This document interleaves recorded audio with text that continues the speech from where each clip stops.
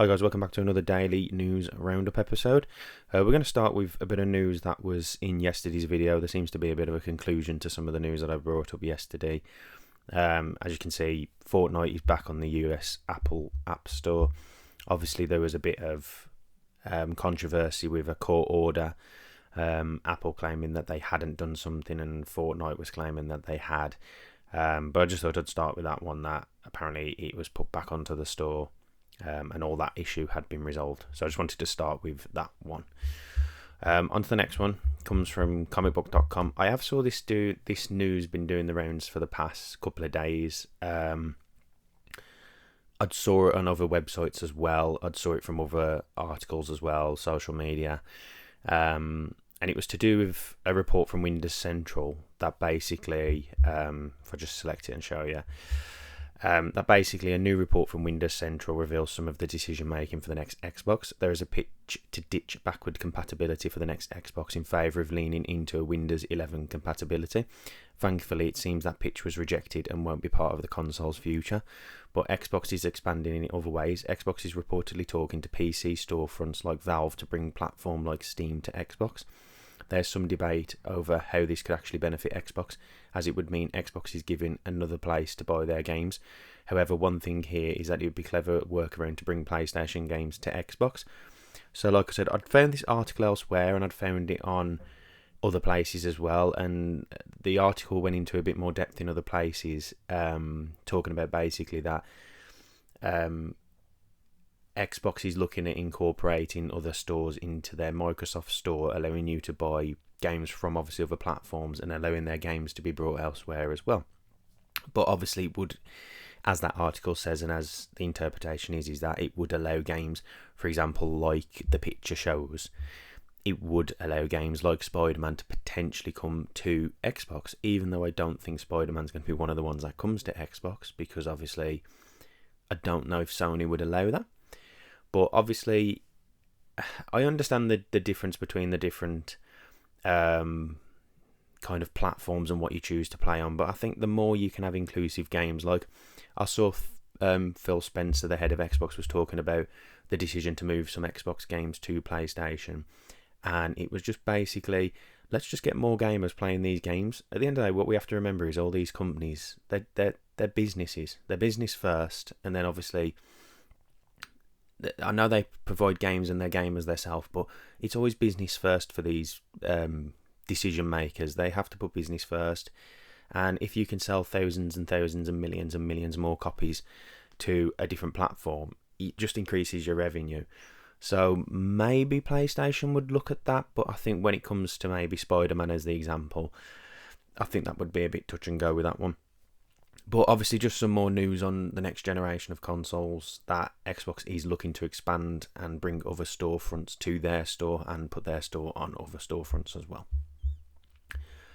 Moving on to the next article that took my eye. I saw a lot of response to this on social media. This was one of the first places I saw this news.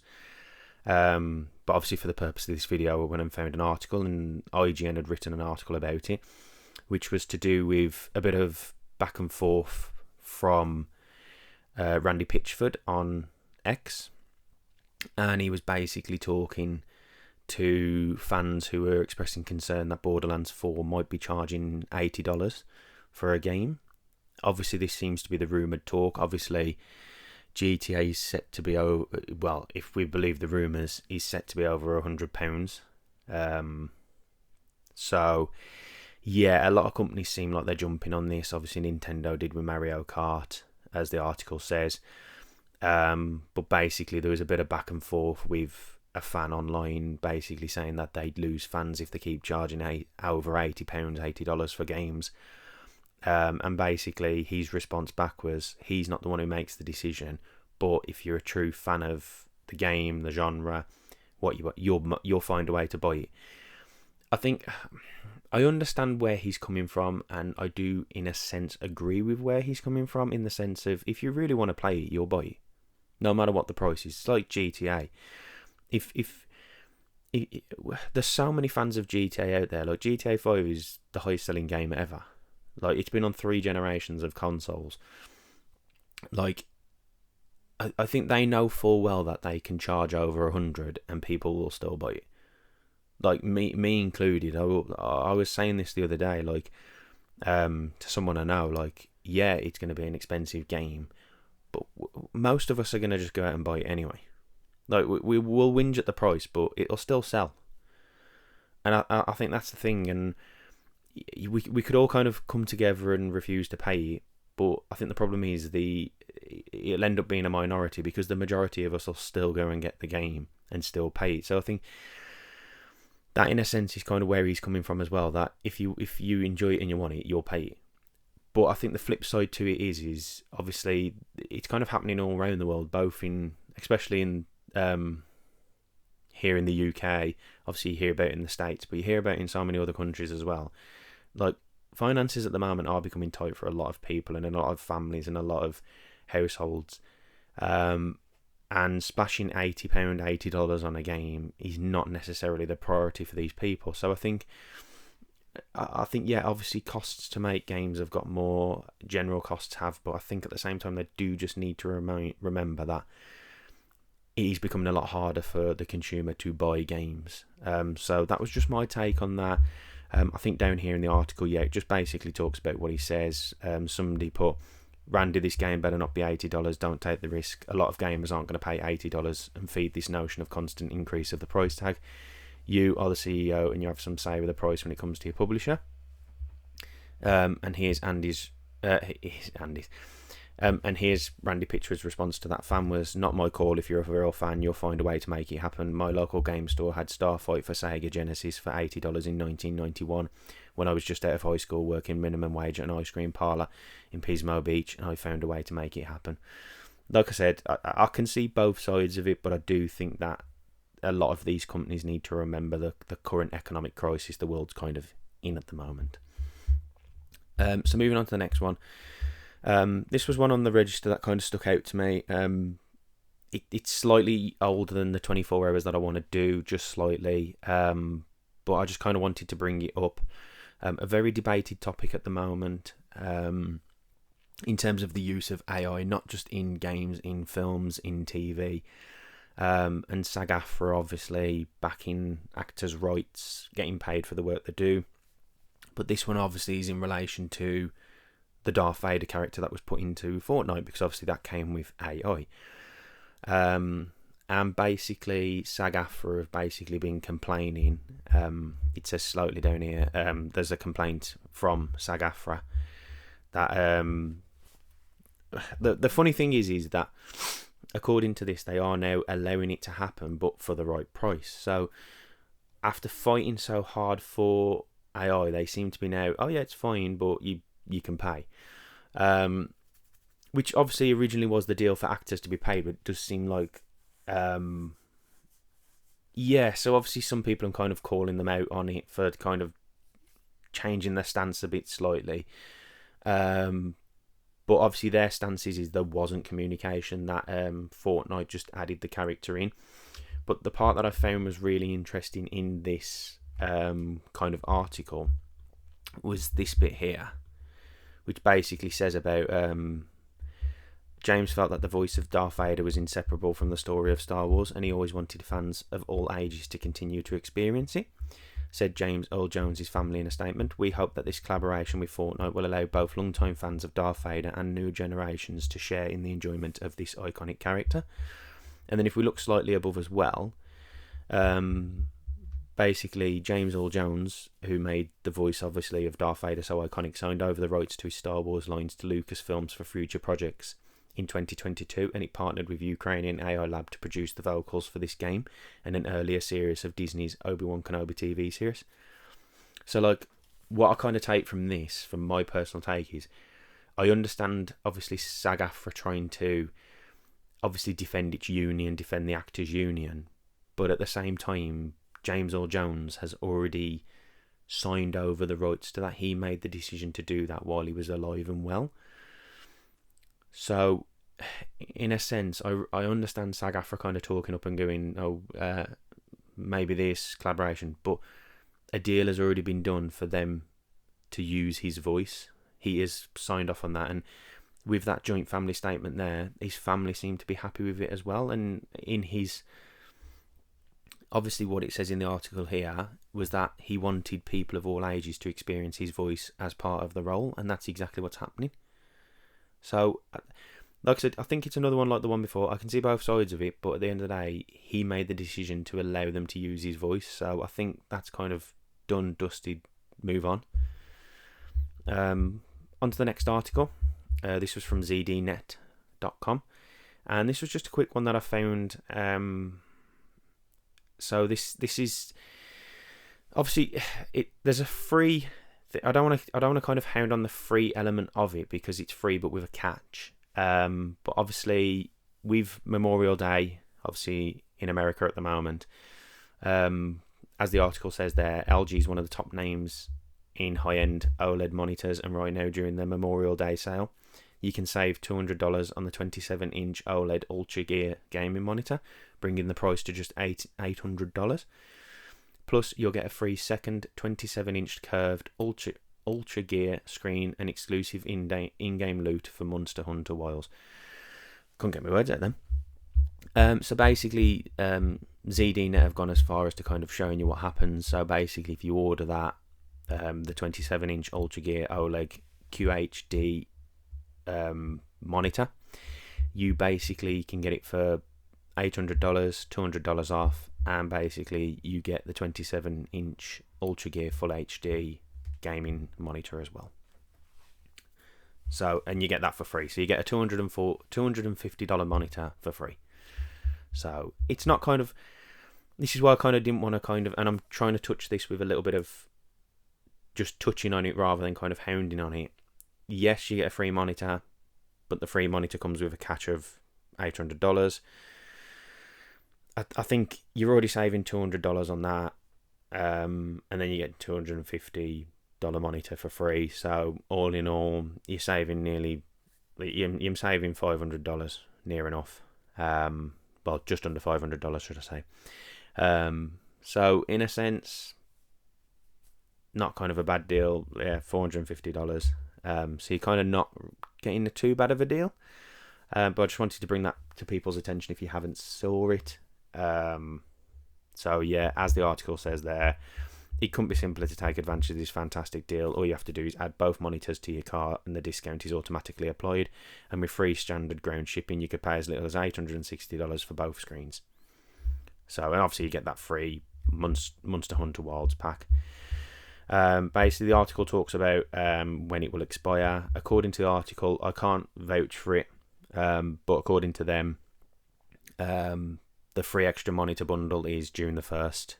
So you've not got long to kind of get that offer on if you want to go and get it. Obviously, I think that is more for any US viewers watching this video. If this is available in the UK, please drop it down in the comments to let people know. I just haven't had a chance to go and verify that it's running in the UK as well, but I just wanted to bring attention to it just in case people hadn't seen it and they are currently looking for a monitor. So I just wanted to bring that to people's attention. Sticking with free games, I found this article, another free game on Steam. Free game, but with a catch again. Don't worry, you ain't got to put anything up front for this one like the last one. This is a game called Mouthhole, which says there it's a pixel graphics psychological puzzler from Anything Knows. Basically, if we just read this quote here, just quickly, this article was found on Gaming Bible. But if we just read this quote, keep an eye on the time to ensure you make the most of your week in this psychospherical... Right, let's try again. Psychospherical house of Mouthhole. The synopsis reads, solve puzzles and unravel mysteries to forge convoluted paths of discovery and exploration, navigate quotidian existence, crawl into your mouth, brush your teeth. So yes, it's a game set within someone's gob, although one that leads to 10 surreal and distinct worlds. Bit of a mouth kind of gobble there. But basically, the catch to the game, so if I show you later on in the article, so if I just select this and read this, so obviously, excuse me, Mouthhole was previously a paid title, but it's been made free to download ahead of the game's delisting and the sad closure of Anything Knows Productions. So their statement reads, "Hi, Mouth Dwellers. We're very sad to have to announce that Anything Knows is no longer able to continue operating. Our upcoming game, Diacritic, is regrettably cancelled. The store page and demo will be taken down in the near future. We're also sad to announce that Mouthhole will be soon removed from the Steam storefront as well. Until that time, though, we've made Mouthhole and Soundtrack available for free on Steam. They'll remain free until they're taken down, so add them to the library while you can." Their statement concluded, "After the removal from Steam, they will remain available for free and hopefully in perpetuity on itch and Bandcamp respectively. We're incredibly grateful to everyone who's played and supported our work. We can't say how much we've appreciated." And then obviously the article finishes off with, "As for when Mouthhole is due to be delisted, no exact date has been confirmed beyond that warning of soon. So if you do want to pick it up, act as soon as possible." And I can vouch for exactly what the company's saying as well. You should know me from previous news videos. Any chance you can get your hands on a free game, go and take it. And this applies to all platforms: Steam, PlayStation, Xbox. It applies for all. Nintendo is the same. Excuse me, I got a bad cough today. If you can get your hands on a free game, go and take it. Go and take it. Give it a play. It's free. What have you got to lose? And that's kind of my take going on everything. If I manage to stumble across some games that have been reduced or dropped to free, obviously games that are released for free, maybe, yeah, it's a little bit different. But if there's a game and it was a price and then it's dropped to free, or it's even dropped to like £1 or $1, £2, $2, go and take it. What have you got to lose? It's a couple of dollars here and there. I know we can say it stocks up, but if games are reduced, go and get them. That's my logic to it. So that's why I just want to bring these games to your attention. Obviously, the catch with this one is it has got a point where it is going to be removed from Steam. But for now, go and download it, go and play it, and enjoy it. At the end of the day, it's a free game that's been reduced. If you haven't already, you might have already played it. But if you haven't, it's free. Go and get it. Go and play it. And last but not least, this was just one article that I saw. Just wanted to include in this. It's just basically another one of these articles that I like to end every video with. Not so much news, not so much thingy, just like a bit of a fun article to go and read. This is from insidergaming.com, and it just basically talks about the original creator of the Cyberpunk universe. That basically the sequel to Cyberpunk feels like it's Chicago gone wrong. So it kind of looks like that the sequel to Cyberpunk is going to be kind of set around Chicago, but with obviously a futuristic twist to it. So that's kind of the setting for that. Pondsmith was asked if he was involved with the sequel, Project Orion, as he was with Cyberpunk 2077. He replied, "Not as involved directly, but he gets to see scripts, interact with different departments working on the game, check out new cyberware and more. He also spends a lot of time with the environment guys for the Cyberpunk sequel, and that's where the new city comes in." He goes on to say that there's another city we visit, and it seems it was an accidental slip, as he immediately states he can't share any more than that. He explained that Night City still exists, but there is another city that players will explore in the new game. Pondsmith stated that he understands what the environment guys are going with the new city, which gave him more of a Chicago gone wrong feel rather than a Blade Runner vibe. He also added that he sees this city working for the upcoming game. So, like I said, just a bit of a fun article, kind of just reading about the sequel to Cyberpunk. Obviously, that game is still several years away, but I just thought it was just a quick little article to put at the end of this video. Just kind of looking into some news that a guy who worked on the previous game, basically slip of the tongue, it kind of seems like, revealed a bit of information that maybe he shouldn't have. But I do kind of take these things with a pinch of salt when obviously it kind of looks like these creators have done a slip of the tongue. I do think sometimes things are done intentional to kind of see fan reaction to them. I do think a lot of companies, and I think this applies across the board with gaming, film, TV, I do think that they just drop these hints out just to kind of get a bit of a feel for what fan reaction kind of is to it. Bit of kind of like free focus grouping in a sense. But yeah, that was just something I wanted to add to the end of this video. I always try and end on an article that maybe not be news related. Doesn't seem like there's been that much news in the past 24 hours. I had to do quite a bit of digging to find some stuff. There didn't seem like there was a massive amount of news out there. As always, like I said, if I find anything free, I'll always include it in the video. If you guys find anything free, drop it in the comments. Let other people know. If you find any free or discount stuff, let people know in the comments. Let's get word out there. If we can find any discount items, discount products, yeah, get out there, go and find that information. So yeah, as always, if you enjoyed the video, give it a thumbs up, hit that subscribe as well, it really helps. Like I said, I'm going to try and produce these every day just to give a bit of a roundup of the news. So hopefully guys, see you guys on the next one. Hopefully you've enjoyed that one. Thanks for watching. See you later. Bye bye.